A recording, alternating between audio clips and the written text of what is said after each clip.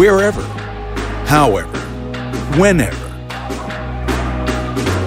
We're here, there. We're everywhere.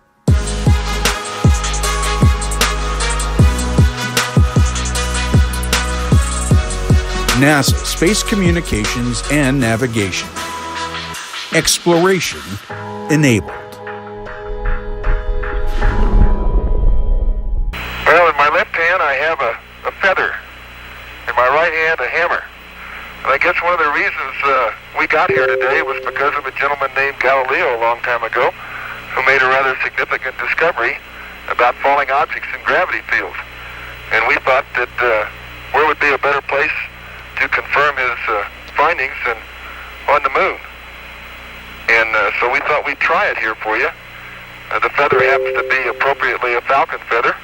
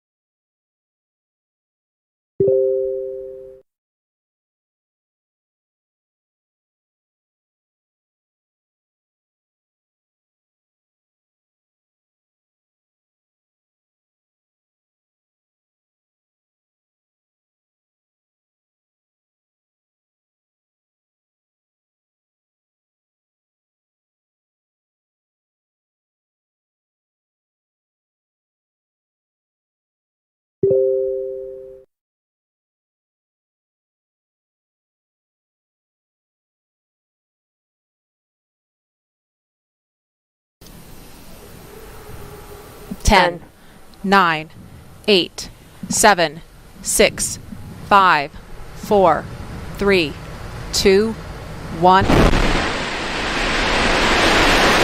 liftoff of the Falcon 9 and upgraded Cargo Dragon, the first cargo capsule to dock to the International Space Station. Stage 1 propulsional is nominal.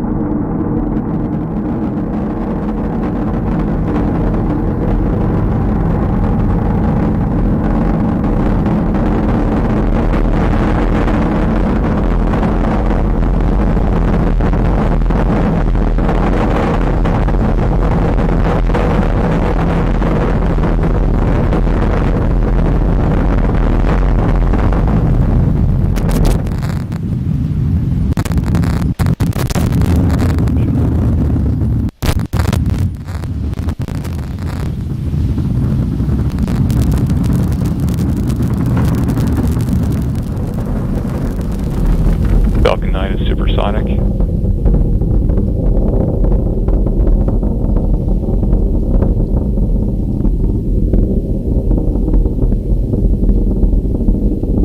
Max Q. So there we go, a couple really important calls. Supersonic, obviously exceeding the speed of sound, and then max Q, maximum aerodynamic pressure. That's from passing through an atmosphere that is still fairly thick while increasing speed dramatically. They throttle back slightly just to be able to make sure that the vehicle can handle those loads, and then they'll accelerate back up. A beautiful shot there on screen. You can see the plume coming off. Back in-flight chill started. You can see the plume coming off of the base of that first stage where the 9 Merlin 1D engines are firing. We heard the chill call for the vacuum engine to begin as well, preparing that to take the second stage to the correct orbit. Coming up here in about 30 seconds, we're going to hear and see a rapid succession of things happening. We're going to hear a call for MECO. That's the booster, the main engine cutoff. It's completing its job of getting the spacecraft out of the atmosphere. We'll also follow that up with the first stage being separated, following a parabolic trajectory back towards the drone ship, and then very shortly after that will be the second stage engine start. That's that Merlin vacuum engine we talked about.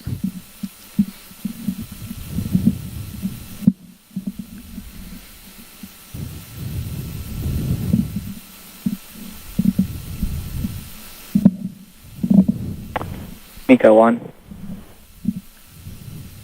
Stage separation confirmed. There you see a beautiful shot, the first stage falling away. MVAC ignition confirmed. And that MVAC ignition confirmed. There you see it on screen. You can see on the left side, you can kind of see that plume coming out, and you'll see that engine bell increasingly get more of that beautiful orange color to it. That says we're just increasing the heat and picking up the pace. The two camera angles you see here are on reverse sides of that engine, so you're seeing a single engine there just from opposite directions.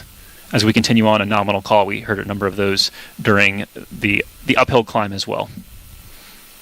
Beautiful launch today, just stunning. And again, all the calls we've heard have been nominal up to this point. So all things looking great.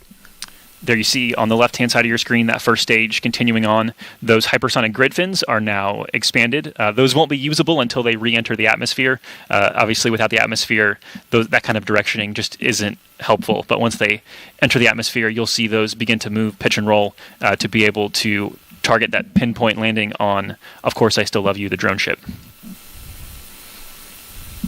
We've got less than 5 minutes till we expect that to happen. Stage 2 propulsion is nominal.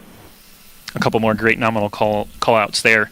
So just previewing what's ahead, at about 6.5 minutes into flight, we're going to have the entry burn for the first stage, headed towards that drone ship. Just acquisition of signal in Bermuda. So that's just a communication call.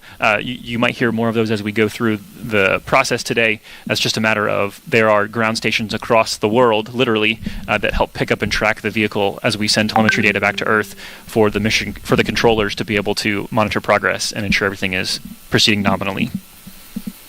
And really noteworthy, that booster just launched its 4th payload into space. And one of those actually was more significant than a payload. Bob and Doug earlier this year, that same booster launched 2 humans into space.